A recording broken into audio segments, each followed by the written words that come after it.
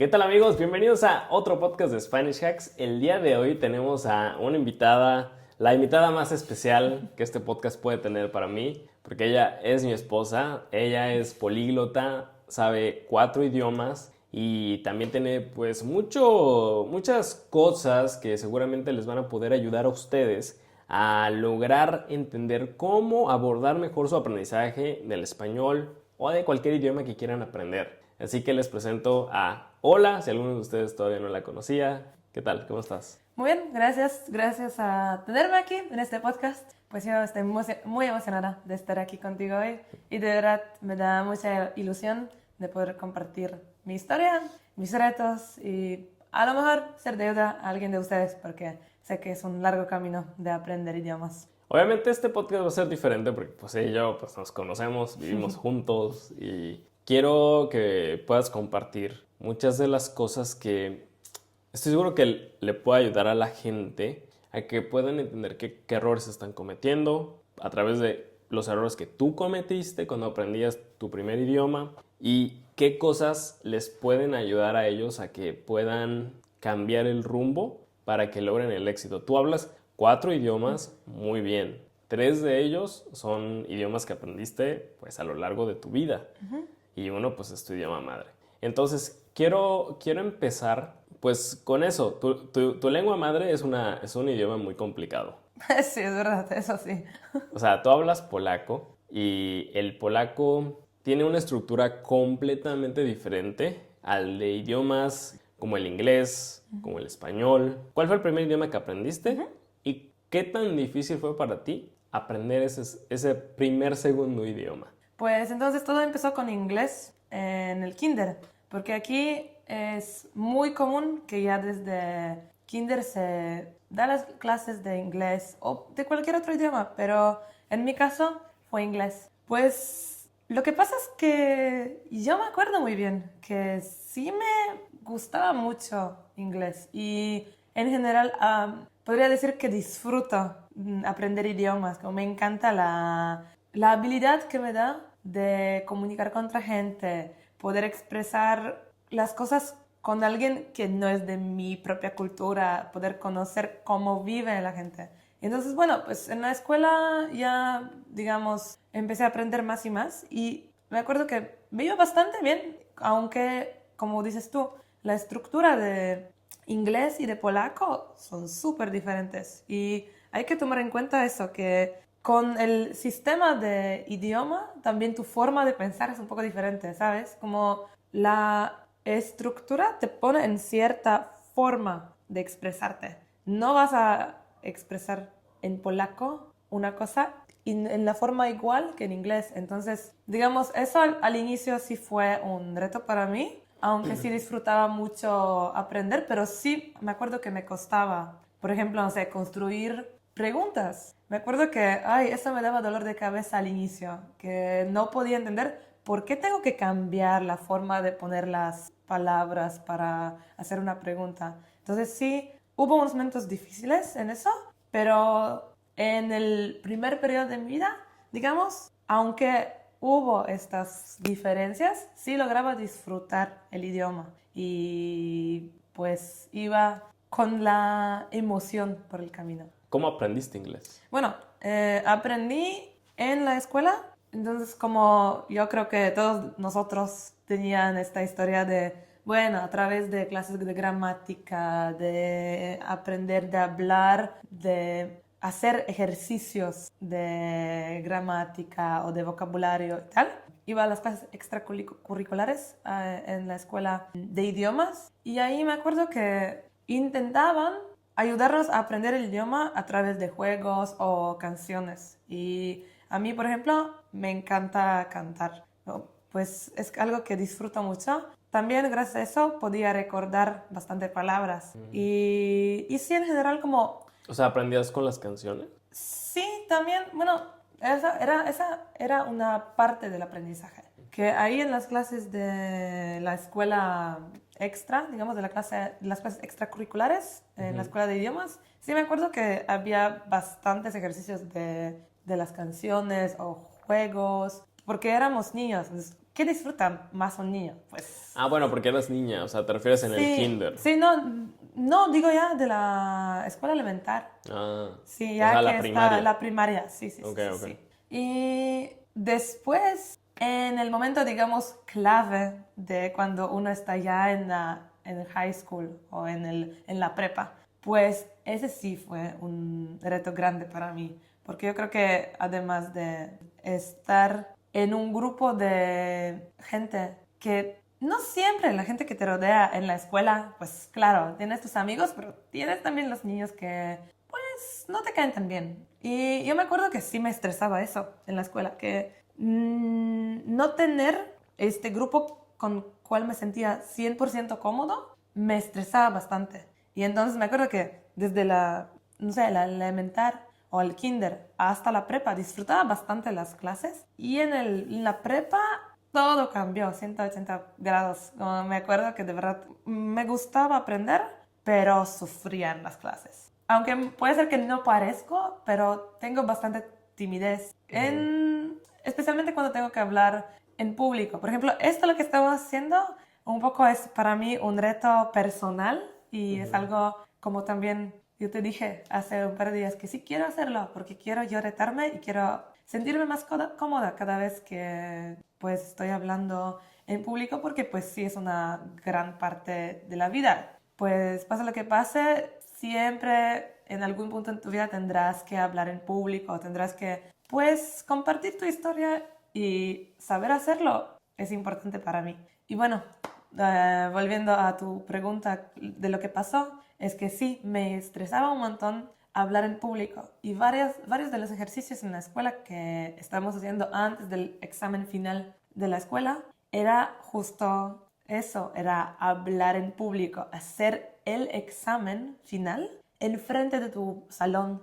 Y yo me acuerdo muy bien un día especialmente porque mi profesor me dijo, oye, tú vas a ser la estudiante en el examen final y una de mis amigas era la profe y entonces ella me estaba dando preguntas, me estaba pues sacando puntos, pero teníamos que estar enfrente de todo el salón. Y yo me acuerdo que me sentía horrible porque de repente a ver toda esa gente que, bueno, entre unos eran amigos, pero también la gente que no me quería tan bien, me estresó tanto que me sentía como si tuviera una página blanca en mi cabeza y de verdad me acuerdo que salí de ahí llorando después de este examen porque sentía que no podía expresar completamente nada. No me venían las palabras, las estructuras. De verdad, sí, eso sí me marcó bastante. Y en general, bueno, siempre me costaba hablar con un grupo desconocido en un idioma diferente porque nunca digamos, para que los que nunca me vieron aquí o en otros medios, pues es que yo soy una persona que, digamos, conecta con la gente bastante fácilmente y sé que no es que soy tan tímida de que no puedo hablar con la gente, pero el hecho de tener que hablar en otro idioma que alguien me puede juzgar me daba mucho miedo. Y de verdad, especialmente cuando hubo más de una persona, ay, eso sí me costaba. Pero, ¿y ¿por qué, o sea, por qué piensas que nos da tanto miedo que nos juzguen los demás cuando hablamos un idioma que no es nuestro idioma? Yo creo que uno de los factores importantes en esto es el sistema escolar, que pues te juzgan por cómo haces las cosas. Es que cuando vas a la escuela te juzgan por la gramática, te Ujú. juzgan por el vocabulario, tienes los exámenes orales y todo eso hace que, por ejemplo, no sé, yo en clases, especialmente, o en las clases de geografía que me acuerdo, que Ujú. tenía uno que estar enfrente de todo el salón y responder a las preguntas de la profe. Y también era una historia similar de que te juzgaban por lo que decías. Creo que también eso y ese tipo de experiencias hizo que para mí decir ciertas cosas o hablar en otro idioma también era como, ay no, alguien me va a mirar en una forma diferente o, Ujú. seguro se va a fijar en lo que estoy diciendo. Yo creo que Claro.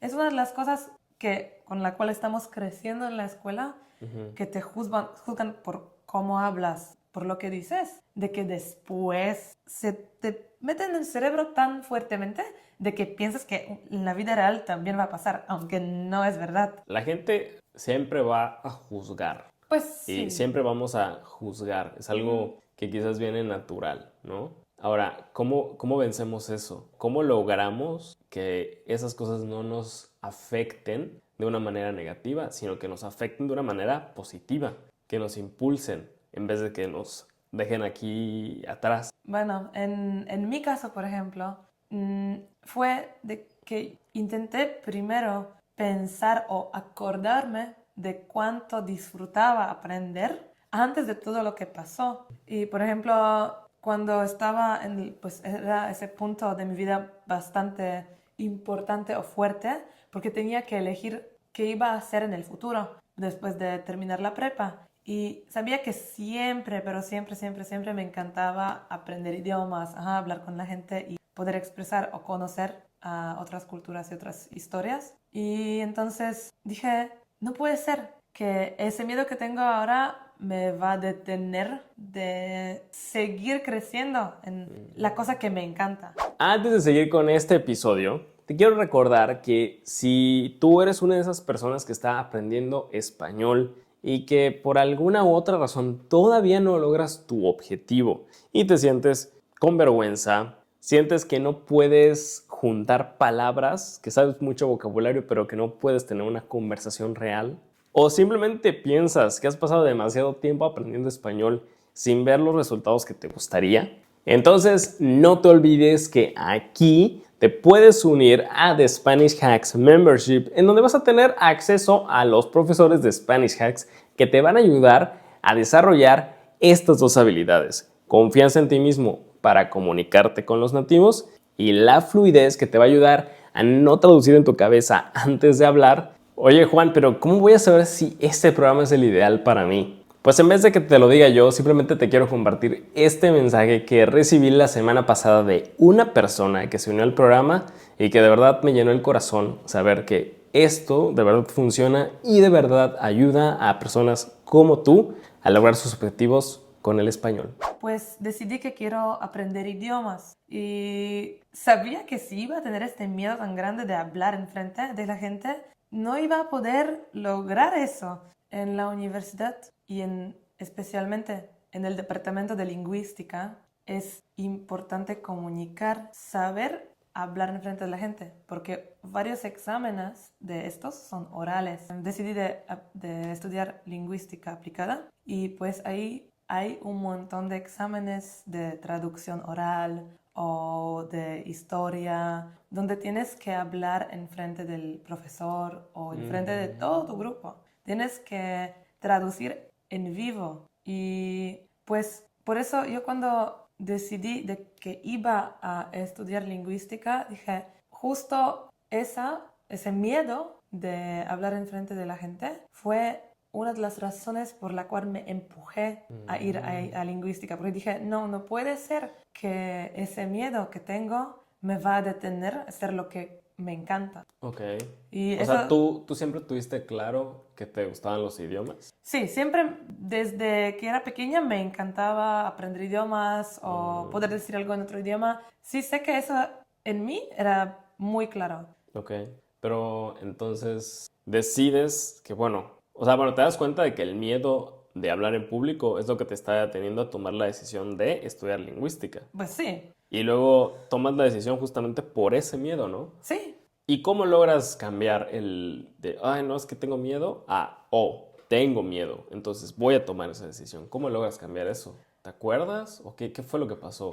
Pues realmente no sé si lo hice tan conscientemente, pero sabía que antes de llegar al examen iba a tener tiempo para practicar, iba a tener tiempo de aprender cómo se hace. Y también a lo mejor por mi profesor, a quien debo mucho y pues de verdad era una persona que sí me empujaba bastante y pues sé que eso me ayudó a cambiar eso en mi mente, que debes de estar como tú dices, de, ay, tengo miedo, no voy a hacerlo, de, bueno, tengo miedo, pero ¿qué hago con ese miedo? ¿Cómo le vamos a hacer para que ese miedo disminuya?